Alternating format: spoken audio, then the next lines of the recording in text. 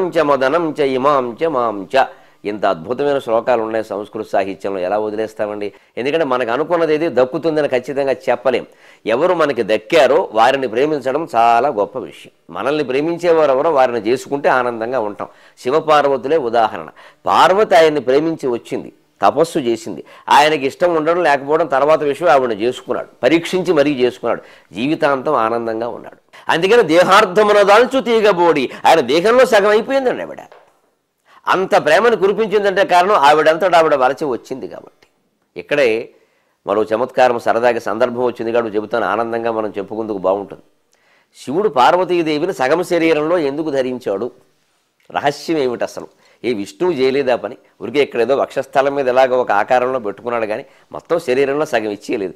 బ్రహ్మదేవుడు సరే నాలుక మీద పెట్టుకున్నాడు, సరస్వతి వాక్కు కదా, ఇంకో స్థానం ఆవిడకి ఇవ్వలేదు. శివుడు ఏమిటండి పనిగట్టుకుని ఇలా మొత్తం శరీరం అంతా ఇచ్చేయడం అంటే? ఓ కవిగారి చమత్కారమైన మాట చెప్పాడు, పరమేశ్వరుడు కూడా సంతోషించేట దానికి. లక్షపుత్ర పూజ జరుగుతుంది గుళ్ళో, అక్కడ ఒక కవిగారు కూర్చున్నాడు, మనబోటిగాడు. ఆశువుగా పద్యాలు చెప్పడం అలవాటు. శివుడి మీద ఓ పద్యాలు దంచేస్తున్నాడు. ఎవ్వడు సాయంత్రం వరకు ఈయన పద్యాలు చెబుతూ శ్లోకాలు చెబుతూ కూర్చున్నా శివుడు గుళ్ళోకి వచ్చిన వాడు కూడా ఒక్క రూపాయి శివుడికి వీలేదు, ఈయనకే వీలేదు, ఈయనకి వీలేదు. శివుడు గుళ్ళో ఇలాగే ఉంటుందండి. శివుడికి ఏం అక్కర్లేదు, ఆయనకి ఎంతసేపు చెంబు నీళ్లు పోసేస్తే చాలు, ఇంకేం అక్కర్లా. అది ఈ పిచ్చి బ్రాహ్మణుడు కూడా ఎవరో రూపాయి ఇవ్వట్లా. మరి శివుడి కంటే ఏం అక్కల, ఈయనకి ఏదో కావాలి.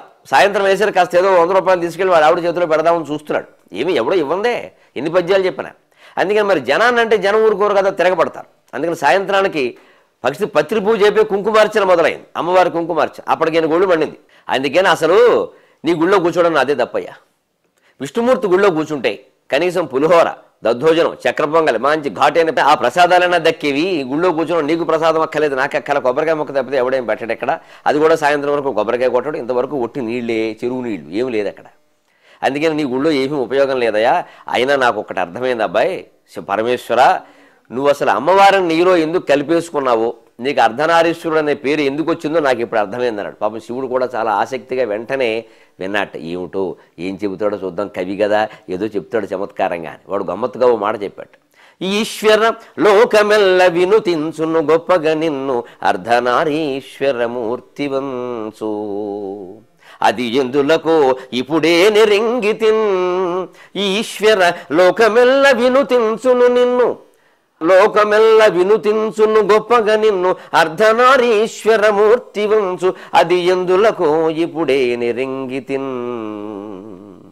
ఈశ్వరి వేరుగా నిలువ, ఈశ్వరి వేరుగా నిలువ ఇరువురి పోషణ కష్టమంచు, ఈశ్వరి వేరుగా నిలువ ఇరువురి పోషణ కష్టమంచు, సింహాశ్వను పార్వతీ సతిని, సింహాశ్వను పార్వతీ సతిని అర్ధ శరీరమునందు నిల్పవే. ఈశ్వరి వేరుగా నిలువ ఇరువురి పోషణ కష్టమంచు, సింహాశ్వను పార్వతీ సతిని అర్ధ శరీరమునందు నిల్పవే. ఇంత గమ్మత్తుగా చెప్పాడండి. దీనికి మూలం సంస్కృత శ్లోకం ఉంది, నాకు దొరకలేదు, ఎక్కడో విన్నాను, శ్లోకం దొరకలేదు. కానీ మరి ఆ శ్లోక భావాన్ని ప్రచారం చేయడం మనబోటిగాళ్ళ కర్తవ్యం, సరదా కాబట్టి నేనే దాన్ని పద్య రూపంలో పెట్టాను ఇక్కడ. ఇది రహస్యం. అంతే శివుడు ఢామ్మని ప్రత్యక్షమయ్యాట. నాయన అమ్మవారిని నాలో ఎందుకు కలిపేసుకున్నానో, అర్ధనారీశ్వరుడు ఎందుకయ్యానో ఇప్పటి వరకు నాకు సరిగ్గా చెప్పిన వాడు ఎవడు లేడరా, నువ్వు ఒక్కడివి చెప్పావు, నిజం చెప్పావు, వాడికి అష్టైశ్వర్యాలు అనుగ్రహించాట. అది ఒక్కోసారి దేవుడండి పొగిడితే లొంగడండి, తిడితేనే లొంగుతాడండి. అంతటి చిత్తశుద్ధి మనకు ఉండాలమ్మా. తిట్టడము పొగడ్డము సమస్య కాదు, ఏం చేసినా చిత్తశుద్ధిగా చెయ్యి. పొగిడిన ప్రహ్లాదుడికి ముక్తి దొరికింది, తిట్టిన హిరణ్యకశ్యపుడికి ముక్తి దొరికింది. గమనించండి.